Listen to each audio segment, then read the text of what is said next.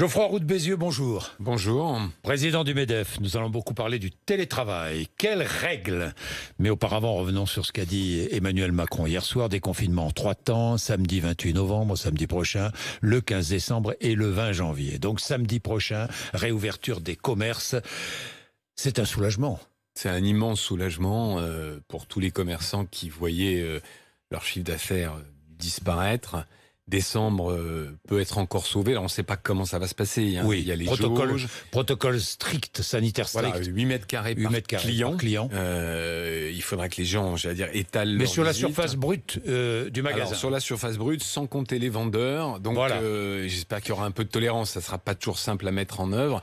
En tout cas, décembre sera sauvé. Et donc c'est des milliers de faillites qui sont évitées. Donc c'est vraiment la très grosse bonne nouvelle de hier soir.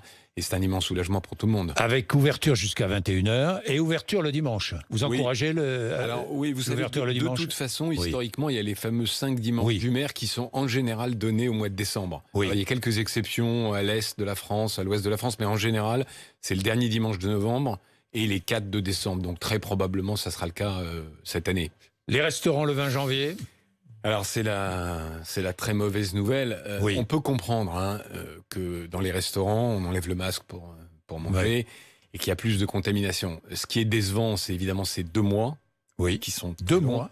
Et puis, on ne sait pas très bien dans quelles circonstances elles ouvriront le 20 janvier, quel protocole sanitaire. Donc moi, ce que je demande et ce qu'on demande dans nos restaurations, c'est qu'on démarre tout de suite des discussions sur les protocoles sanitaires. Les Anglais s'apprêtent à réouvrir leurs pubs et leurs restaurants avec un protocole sanitaire où il faudra télécharger une application géolocalisée, c'est-à-dire se signaler. Vous faites cette proposition? Oui, c'est une petite privation de liberté en temps normal. Donc on ouvrirait, vous demandez l'ouverture, mais en téléchargeant effectivement une application qui permet de signaler tout de suite s'il y a un cas de contact. Alors on va me dire mais tout le monde n'a pas de smartphone, ce qui est vrai. Je crois qu'il y a 15%, 20%.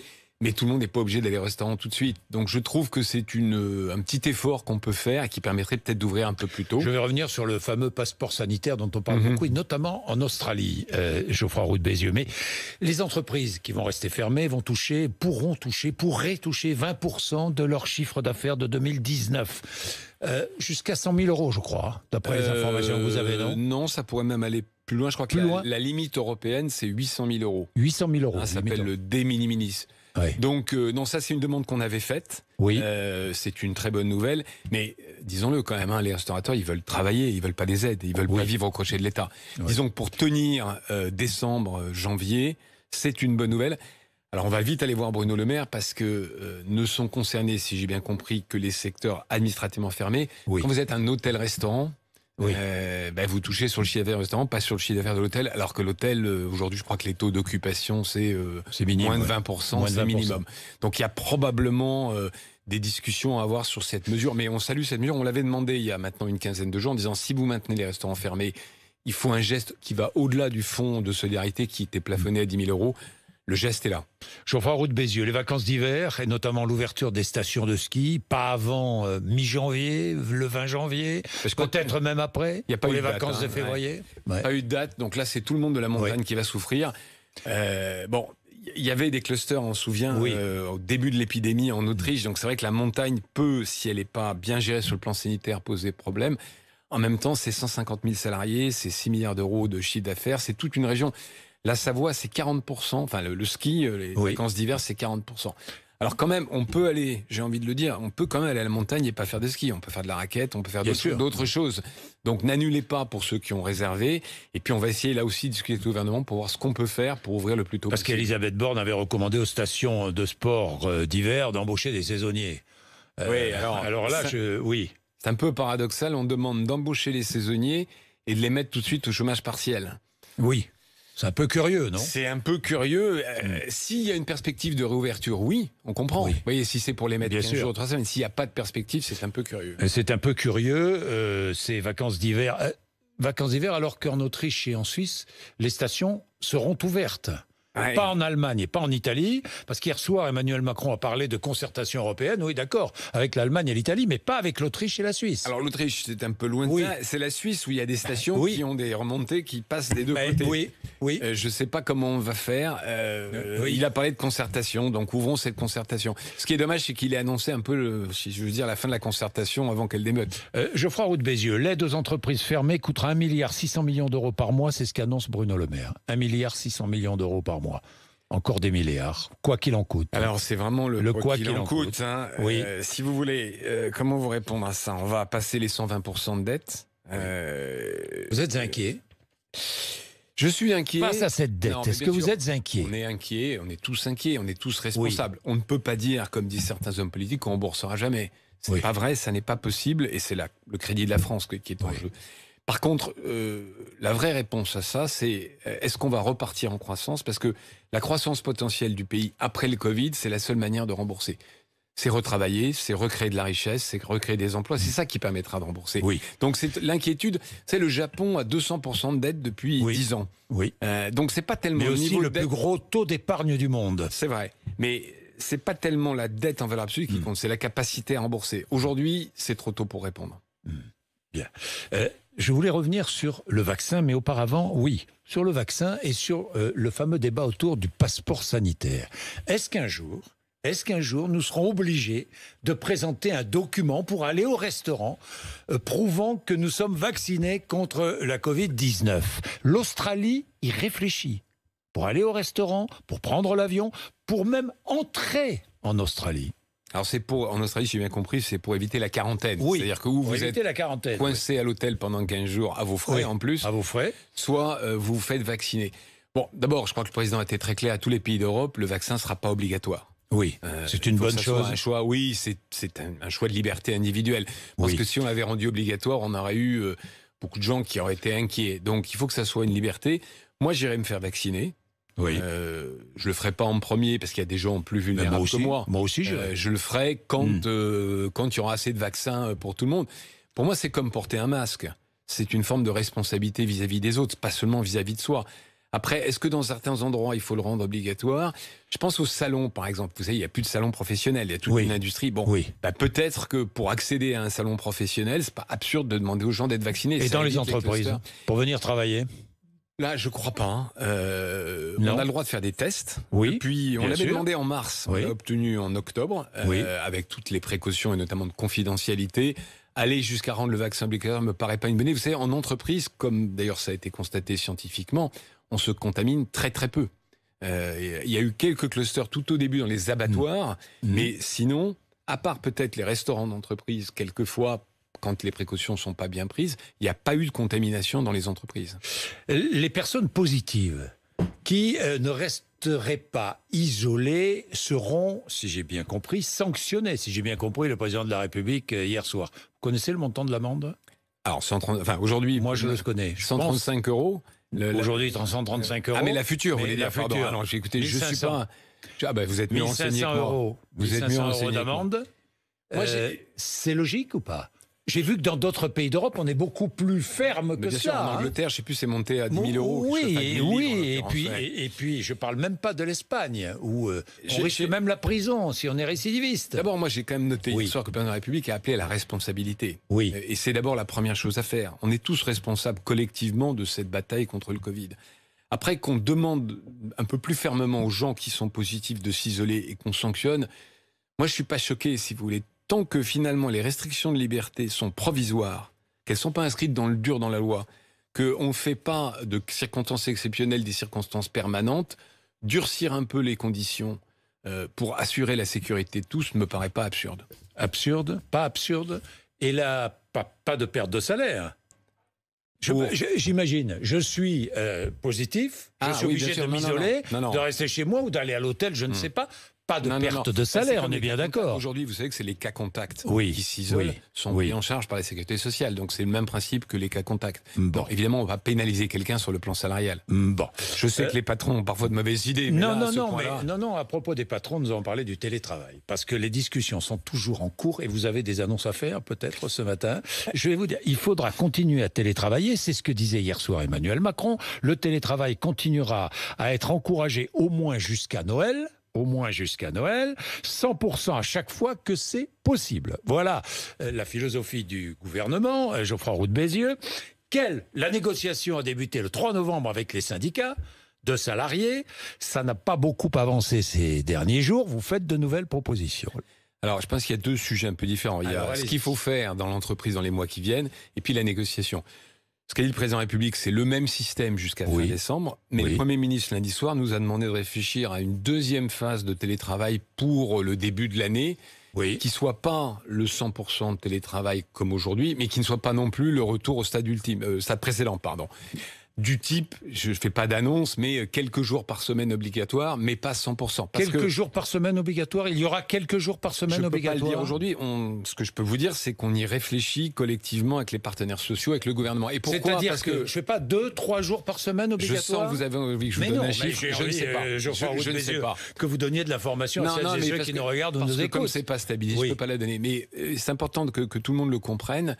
On est collectivement persuadés, des deux côtés de la table, patronat, syndicat et gouvernement, que le 100% de télétravail, au bout de quelques semaines, a d'autres conséquences psychologiques, des conséquences. On voit la hausse des violences conjugales, on voit la hausse des addictions. Donc on ne peut pas rester durablement en 100% télétravail. Donc il y aura un télétravail fractionné, en quelque sorte. Amendé, télétravail, je ne sais pas moi, 2-3 jours par semaine obligatoire. Pendant quelques mois. Pendant quelques mois. Pendant la fin de la pandémie. Alors après, il y a la négociation. La négociation...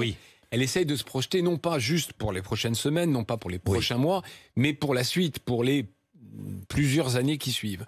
Ça fait effectivement maintenant 3 semaines qu'on négocie. Alors vous dites qu'il n'y a pas eu d'avancée, c'est pas vrai, puisqu'on a mis hier soir sur la table la 6e version.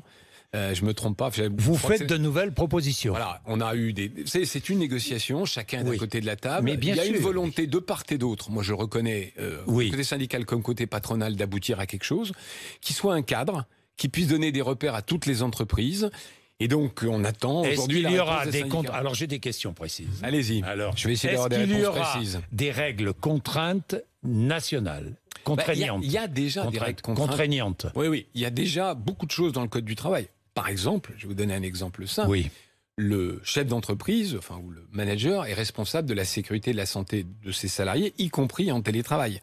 Donc, ces règles-là, elles existent. Ce qu'on fait dans ce document, c'est de les mettre en forme et de les mettre à jour. Et deuxièmement, de donner sur d'autres points sur lesquels il n'y a pas de règles contraignantes, des indications, mais qu'ensuite chaque entreprise mettra à sa sauce. Pourquoi ? Donc il n'y aura pas de règles. Attendez, il n'y aura pas de règles contraignantes nationales.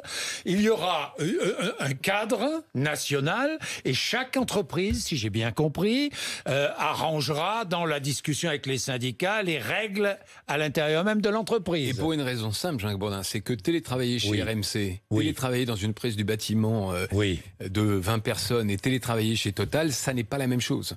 Pour des raisons de métier, des raisons de géographie, des raisons d'organisation.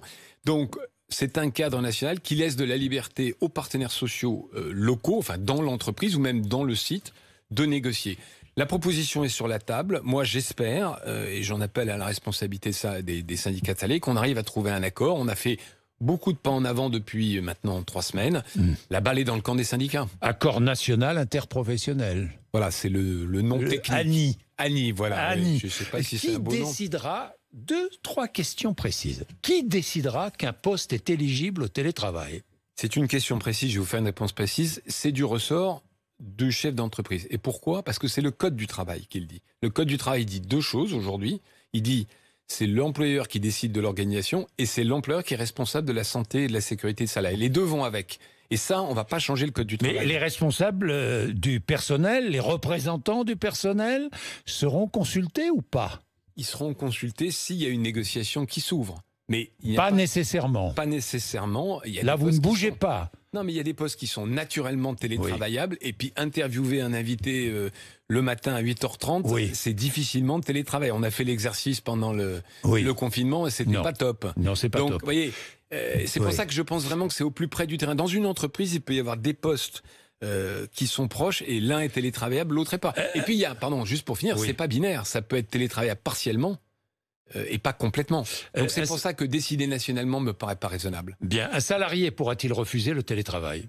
Alors oui, c'est le double volontariat. Alors sauf en cas de pandémie. Refus écrit.